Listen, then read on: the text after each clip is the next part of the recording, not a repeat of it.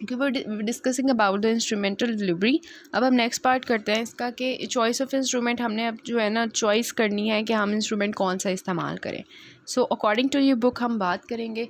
देखिए forceps delivery जो है उसके क्या खतरे हैं जो हमारे माइंड में होने चाहिए कि फॉरसेप्स डिलीवरी की वजह से जो हमारी है एनल स्फिंक्टर उसकी इंजरी हो सकती है, देन लेसरेशंस हो सकती हैं, देन बेबी की फेशियल पाल्सी हो सकती है। This is very much important MCQ, आपने याद रखना है। Forceps, F for forceps, F for facial palsy important है कि बेबी की जो है वो आप फॉरसेप्स डिलीवरी कर रहे हो तो बेबी की जो फेशियल नर्व है वो डैमेज हो सकती है, baby can it can lead to facial palsy. दूसरा क्या है, फॉरसेप्स डिलीवरी की वजह से एनल स्फिंक्टर जो है उसकी डैमेज हो सकता है या वहाँ पे लैसरेशंस हो सकती हैं। वेंटोज़ जो है इसकी वजह से हम आगे डिस्कस करेंगे कि इसकी वजह से सेफेलोहेमाटोमा बन जाता है, इंट्राक्रैनियल हैमरेजेस होते हैं, रेटिनल हैमरेजेस होते हैं, मैटरनल वरीज होती हैं और फेलियर रेट ज़्यादा होता है। ये चीज़ें जो है कॉम्प्लिकेशंस हम पिक्चर्स की फॉर्म में देखेंगे। अभी जस्ट आपको एक चॉइस ऑफ इंस्ट्रूमेंट के लिए मैं आपको बताना चाह रही हूँ कि कौन सी कॉम्प्लिकेशंस आपके माइंड में होने चाहिए कि मैंने ये इंस्ट्रूमेंट यूज़ करना है तो इसके क्या नुकसान हो सकते हैं बेबी के लिए, मदर के लिए। बट लेस लाइकली जो है वो हमारा जो है रीजनल या general anaesthesia, maternal perineal vaginal trauma, severe perineal pain है 24 आवर्स, मतलब ये चीज़ें जो हैं वो हो सकती हैं।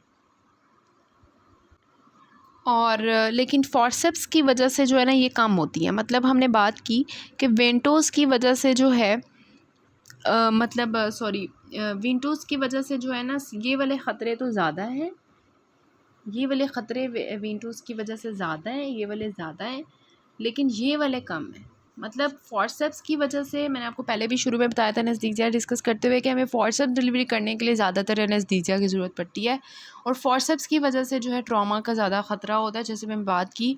और सीवियर पेरिनियल पेन है 24 आवर्स, ये भी फॉरसेप्स की वजह से ज़्यादा होती है, विंटोज़ की वजह से कम होती है। तो आपको पता होना चाहिए कि विंटोज़ और फॉरसेप्स के कौन सी कॉम्प्लिकेशंस आपके माइंड में होनी चाहिए कि when you are using the instruments. अब हमने बात करनी है व्हाट इज़ अ प्रोसीजर। तो सबसे पहले हम इवैल्यूएशन करेंगे। इवैल्यूएशन में हमने टेबल में डिस्कस कर लिया कि हमने एब्डोमिनल और विजाइनल एग्जामिनेशन करेंगे। बेबी की लाई का पता होना चाहिए, बेबी किस तरह पड़ा हुआ है, लॉन्गिट्यूडनल है, ऑब्लीक है, ट्रांसवर्स है, क्या है। बेबी की प्रेजेंटेशन का पता होना चाहिए, सेफेलिक है, ब्रीच है, क्या है। बेबी की इंगेजमेंट का पता होना चाहिए, हुई है कि नहीं, कौन सा स्टेशन है, पोजीशन क्या है बेबी की, ऑक्सपोस्टीरियर है, पोस्टीरियर है, ट्रांसवर्स है, सारा कुछ। एटीट्यूड का पता होना चाहिए, बेबी फ्लेक्स्ड है, एक्सटेंडेड है, हाइपर एक्सटेंडेड है या क्या है। देन पता होना चाहिए बेबी को अगर कैपेट है, मॉडलिंग है तो कौन सी डिग्री है, मॉडरेट से ज़्यादा नहीं होनी चाहिए। तो ये सब कुछ हमें कैसे पता चलेगा, देखे मदर को देखते साथ तो नहीं पता चल जाएगा, जनरल फिजिकल एग्जामिनेशन से तो नहीं पता चलेगा, मदर की विजाइनल और एब्डोमिनल एग्जामिनेशन करने से पता चलेगा। सो आपने प्रोसीजर परफॉर्म करने से पहले ये सब कुछ कर लिया। देन आपको पता होना चाहिए कि what are the mechanical contraindications. For example you should know that mother का पेल्विस एडिक्वेट है, कॉन्ट्रैक्टेड पेल्विस तो नहीं है। शेप ऑफ सबयूपिक आर्च जो है वो आप चेक करते हो, ये बहुत ज़्यादा ट्रेंड जो होती हैं गायनेकोलॉजिस्ट उनको पता चल जाता है अंदर पेल्विस की शेप का, इंसर्ट कर करके फिंगर्स के थ्रू देखती हैं सबयूपिक आर्च कैसी है, कर्व ऑफ सैक्रल हॉलो क्या है, फ्लैट है, प्रोमिनेंट स्पाइंस तो नहीं है, एंथ्रोपॉइड है पेल्विस, एंड्रॉइड है, प्लेटेपॉइड है, ये क्या है। तो क्योंकि उस केस में जब आपको पता होगा कि इस केस में बेबी की अगर तो गायनोकॉइड पेल्विस होगी तो बेबी ईजीली खुद ही रोटेशन, सारा कुछ इंटरनल रोटेशन एक्सटर्नल रोटेशन करके बाहर आएगा, लेकिन इस केस में आपको खुद इंटरनल रोटेशन करवानी पड़ेगी, तो आपको रोटेशनल फॉरसेप्स की ज़रूरत पड़ सकती है। सो ये सब कुछ आपने जानना इसलिए ज़रूरी है क्योंकि आपको पता चलेगा कि for example if you are going to use a forceps तो आप कौन सी फॉरसेप्स यूज़ करोगे, नॉन रोटेशनल फॉरसेप्स यूज़ करोगे या फॉरसेप्स रोटेशनल फॉरसेप्स यूज़ करोगे। अगर बेबी इंटरनली रोटेट नहीं किया होगा, वो कब नहीं रोटेट किया होगा, जब पेल्विस शेप डिफरेंट होगी, तो फिर आपको जो है वो रोटेशनल फॉरसेप्स की ज़रूरत पड़ेगी। So that's why you have to check these things. Then analgesia. After abdominal vaginal examination and checking the pelvis, you will do what? Analgesia दोगे। एनाल्जीसिया जो है वो, अब मैंने आपको पहले भी बताया, फॉरसेप्स के लिए हमें ज़्यादा ज़रूरत पड़ती है एनाल्जीसिया की। देन अगर आप रोटेशनल या मिड पेल्विक डायरेक्ट ट्रैक्शन करना चाह रहे हो, मतलब ये कि इसको सिंपली अगर हम बात करें रीजनल, मतलब सॉरी रोटेशनल मतलब आपने फॉर्सेप्स इस्तेमाल करनी है, रोटेशनल फॉर्सेप्स इस्तेमाल करनी है, और बेबी जो है वो मिड पेल्विस के अंदर है, तो वहाँ से आपने बेबी को बाहर निकालना है। तो फिर आप कौन सा दोगे, पीछे में हमने पढ़ा रीजनल एनाल्जेसिया दोगे। अगर आपने विंटोस जो है मतलब वैक्यूम के थ्रू बेबी को बाहर निकालना है, अगर आपने रिजिड कप, दो तरह से कप होते हैं वेंटोस के, मैं आपको नीचे पिक्चर्स दिखाती हूँ। वैक्यूम होता है, उसके दो तरह के कप्स होते हैं, एक रिजिड होता है सहद किस्म का मेटालिक कप होता है, और एक सॉफ्ट कप होता है रबर का। तो जब आपने रिजिड कप इस्तेमाल करना है तो फिर आप क्या दोगे, प्यूडेंडल ब्लॉक दोगे विद पेरिनियल इन्फिल्ट्रेशन। लेकिन अगर आप सॉफ्ट कप जो है वो इस्तेमाल कर रहे हो तो फिर आपको जस्ट लोकल एनेस्थीसिया देने की ज़रूरत पड़ती है और पेरिनियल इन्फिल्ट्रेशन के साथ। सो ये हमारा हो गया। देन हमने जो है मदर की पोजीशन सेट करनी है ऑब्वियसली एनाल्जेसिया देने के बाद। सो हम मदर की जो पोजीशन रखते हैं वो यू नो दैट लिथोटमी पोजीशन होती है, bottom part of the bed remove, just like जैसे अपने शोल्डर डिस्टोसिया में किया था, मदर को बिल्कुल कॉर्नर ऑफ द बेड पे ले आए थे, bottom part of the bed remove कर दिया। लिमिटेड एब्डक्शन होनी चाहिए, एब्डक्शन मदर की मतलब टांगे इतनी खुली नहीं होनी चाहिए, लिमिटेड एब्डक्शन होनी चाहिए। देन ब्लैडर एम्प्टी होना चाहिए जैसे मैंने आपको पहले बताया।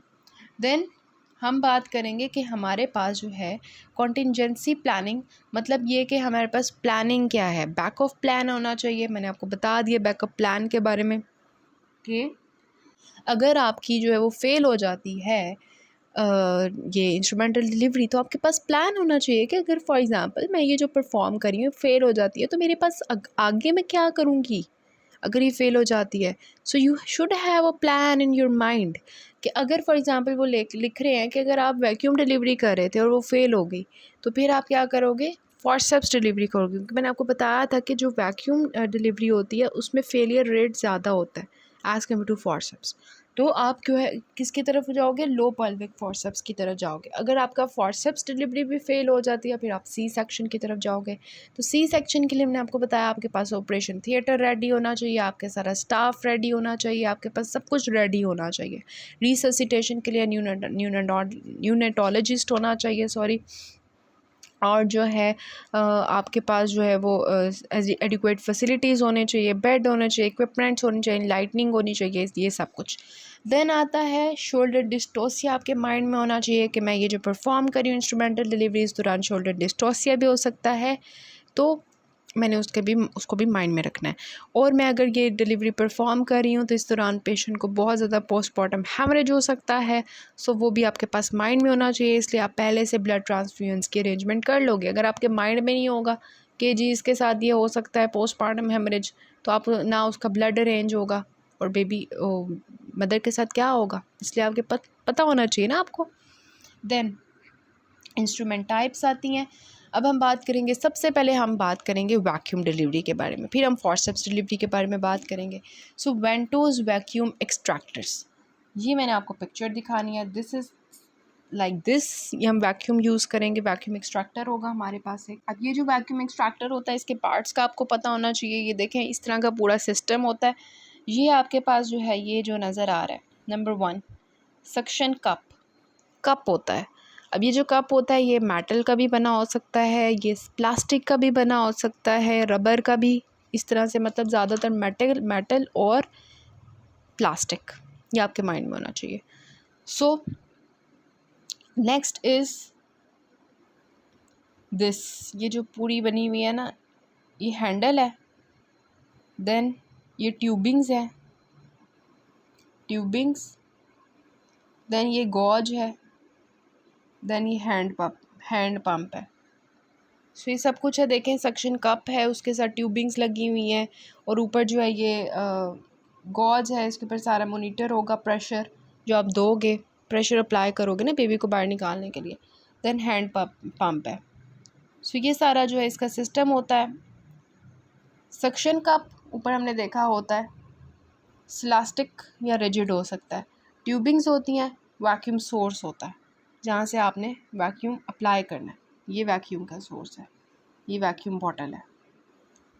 सो क्या क्या हो गया, सक्शन कप, ट्यूबिंग्स, वैक्यूम जो हमारा है बॉटल, और हैंड पंप, ये 4 चीज़ें आपके माइंड में होनी चाहिए। और हैंड हेल्ड पंप्स, ये देखें आपकी बुक की पिक्चर है, या आपको ऑस्पी में भी दे सकते हैं। ये वाला मेटल का बना हुआ है, मेटल वेंटोस कप। ये जो है सिलिकॉन रबर का बना हुआ है। और ये एक होता है जो नीचे बना हुआ है, ये वाला, दिस वन, ओमनी कप। सो ये 3 तरह के होते हैं जो आगे लगे होते हैं। सिस्टम पीछे वाला सारा मैंने आपको दिखा दिया। अब हमें ये पता होना चाहिए ना कि सॉफ्ट कप और मेटल कप जो है कब इस्तेमाल करना है। वैसे तो हमने डिस्कस किया था ओवरऑल कि वैक्यूम डिलीवरी जो है वो हम तब करते हैं जब कौन सी पोजीशन हो बेबी की, ऑक्सीपिटो इंटीरियर, ऑक्सीपिटो पोस्टीरियर या फिर occipito transverse.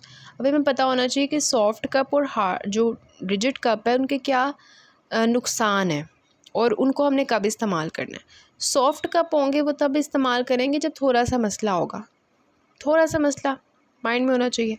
Then hard cup आपके पास जो है वो मेटालिक कप्स कब इस्तेमाल करेंगे, जब मसला बढ़ जाएगा। ये आपके बैक ऑफ माइंड में होना चाहिए। फिर हम डिस्कस करते हैं सॉफ्ट कप जो है इसका फेलियर ज़्यादा है लेकिन स्कैल्प इंजरी कम होगी। ऑब्वियसली सॉफ्ट है तो स्कैल्प को इतनी इंजरी नहीं करेगा। अनकॉम्प्लिकेटेड डिलीवरी कब हम करेंगे, जब डिलीवरी अनकॉम्प्लिकेटेड है, ऑक्सीपिटो इंटीरियर पोजीशन है, मींस अच्छी पोजीशन है बेबी की, occipito interior is good position. Metallic cups कब इस्तेमाल करेंगे, जब ऑक्सीपिटो इंटीरियर है, लार्ज फीटस है, बहुत मार्क्ड कैपेट है। आपको अगर करना पड़ गया कैपेट, आप कह रहे हैं कि हमने सी सेक्शन नहीं करना, तो आप क्या करोगे, मेटल कप यूज़ करोगे वेंटोस डिलीवरी के लिए। Then occipito posterior, occipito transfer. समझ आई कौन सी पोजीशन में हमने कौन सा कप यूज़ करना है। देन अब आपने कप तो चूज़ कर लिया कि मैंने ये वाला कप इस्तेमाल करना है। फॉर एग्ज़ाम्पल आपने सोचा कि मैं जो है ना मेटालिक कप यूज़ करती हूँ कि इसके अंदर जो है ना ऑक्सीपिटो ट्रांसफर पोजीशन है और ये मैं सोच रहा हूँ, मैं ये कह रही हूँ कि फेलियर रेट कम होना चाहिए। सो मैंने चूज़ कर लिया मेटल कप। अब मुझे पता होना चाहिए ना कि बेबी के मैंने कहाँ पे लगाना है मेटल कप। ये तो नहीं है कि जिधर दिल किया बेबी के सर के ऊपर जहाँ मर्ज़ी दिल किया लगा दिया, नहीं। सो हमने उसके लिए एक पॉइंट फ्लेक्शन पॉइंट जो है वो हमने फ़िक्स किया हुआ है, दिस वन, ये वाला फ्लेक्शन पॉइंट है। ये आपको रेड कलर का नज़र आ रहा है। किस में नज़र आ रहा है, कौन सा सूचर है ये, this is a sagittal suture और ये वर्टेक्स है। सो वर्टेक्स के ऊपर, सैजिटल सूचर के ऊपर अगर हम बात करें तो ये कौन सा है, फॉन्टेनेले, एंटीरियर फॉन्टेनेले। और ये क्या कौन सा है, पोस्टीरियर फॉन्टेनेले। तो हम कहते हैं कि this point is where, flexion point is where 3 centimetre in front of the posterior fontanelle and 6 centimeter back of anterior fontanelle on vertex of sagittal suture. This is a flexion point. इसके ऊपर आप जो है वो लगाओगे अपना cup इस तरह से, centre of cup directly over it. आपने फ्लेक्शन पॉइंट देख लिया बेबी का और वहाँ पे आपने कप लगा दिया। इसमें आप इस्तेमाल करते हो अपनी 4 फिंगर और थंब, और इसको जो है वो ऐसे लेके जाते हो और अटैच करते हो। सो ये हो गया आपका कप, ये हैंडल है और ये ट्यूबिंग्स होगी आगे और वो सब कुछ पीछे लगा होगा। अब ये वाला जो एरिया होता है जब आप कप फिक्स कर लेते हो, इसमें आप डाउनवर्ड और बैकवर्ड फ्रैक्शन भी दे सकते हो ट्रैक्शन, और अपवर्ड्स और फॉरवर्ड ट्रैक्शन भी दे सकते हो। ये जहाँ पे कप फिक्स होता है ना, यहाँ पे एक एरिया बन जाता है बेबी के सर के ऊपर जिसको हम कहते हैं शिनॉन। ये आपके माइंड में होना चाहिए, आई थिंक बुक में नहीं लिखा हुआ। ये शिनॉन बन जाता है जहाँ पे आप कप प्लेस करते हो। और ये शिनॉन ये नहीं होता, मसले की बात नहीं होती, बेबी जब बाहर आता है तो ये थोड़ी देर बाद इसका निशान ख़त्म हो जाता है। बस ये कप जो है ना प्लेस करने की वजह से और जो हम प्रेशर क्रिएट करने लगे हैं ना उसकी वजह से ये बन जाता होता है इस एरिया में। सो बेबी ऐसे पड़ा होगा, आप जो है ये कप फिक्स करोगे इसके साथ फ्लेक्शन पॉइंट के ऊपर और उसको जो है प्रेशर से बाहर निकालोगे। ये अगेन ये आपको दिखाया हुआ है, ये भी दिखाया हुआ है।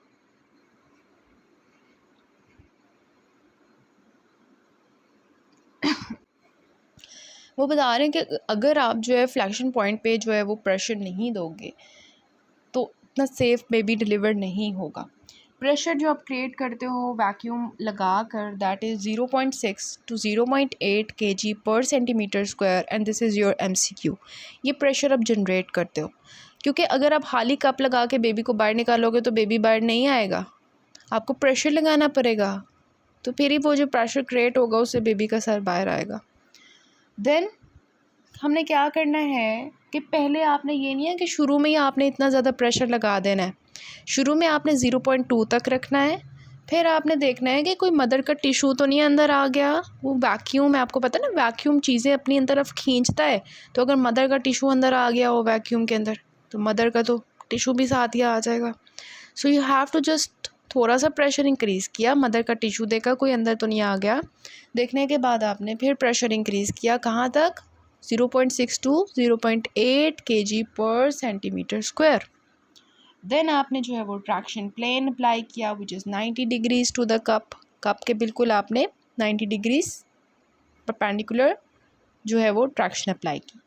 देन आपने कौन से यूज़ किए, thumb and four finger on the cup and fetal scalp to feel for the direction and slippage. आपने देखा कि डायरेक्शन ठीक है, स्लिपेज तो नहीं हो गया, कप अच्छी तरह प्लेस हुआ है, किसके साथ चेक किया, अपनी फिंगर के साथ, फोर फिंगर और थंब के साथ।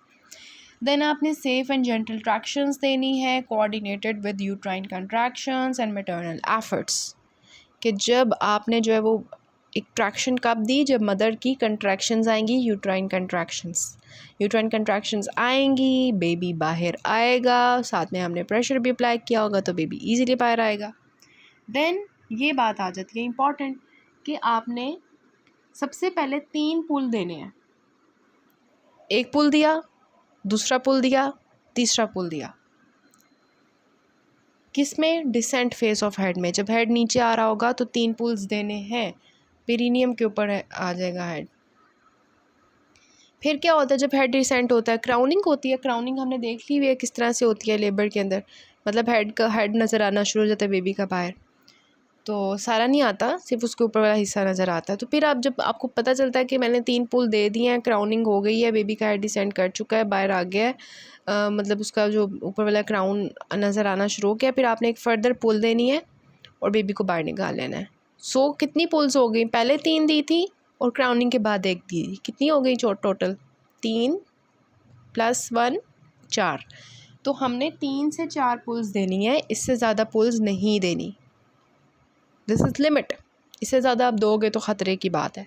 और कितनी देर के लिए मैक्सिमम देनी है, 15 मिनट से कम, 15 मिनट से ज़्यादा आपने इसके ऊपर ख़र्च नहीं करने। अगर आपसे नहीं हो रहा तो किसके ऊपर जाना है वैक्यूम के बाद, फॉरसेप्स। अगर फॉरसेप्स से भी नहीं हो रहा तो सी सेक्शन। कॉन्ट्राइंडिकेशंस अगेन आपकी बुक में इस तरह से स्टार्टेड लिखा हुआ था, तो मैंने वही उसी से जो है वो उसी तरह किया। कहते हैं कि आपको नहीं पता बेबी का हेड कहाँ पर आ हुआ है तो नहीं ज़रूरत करने की एक्सपेरिमेंट्स, पोजीशन ऑफ हेड पता लगाओ पहले। कैपेट फॉर्मेशन हो गई और बहुत हाई डिग्री की है, इसका मतलब सेफेलोपेल्विक डिस्प्रोपोर्शन है, छोड़ दो इंस्ट्रूमेंटल डिलीवरी करना, एक्सपेरिमेंट्स करना, go to the C section. The inexperienced operator, again क्यों अपने जुल्म कर रहे हो उसके ऊपर, नहीं आता तो ना करो। ये देखें हमने ऊपर वो एक पूरा वैक्यूम का डिलीवरी करवा रहे हैं बेबी के सर के साथ, बुरा हाल हो सकता है उसका। क्या क्या हो सकता है, इंट्रावेंट्रिकुलर हेमरेज हो सकता है लाइक हेयर,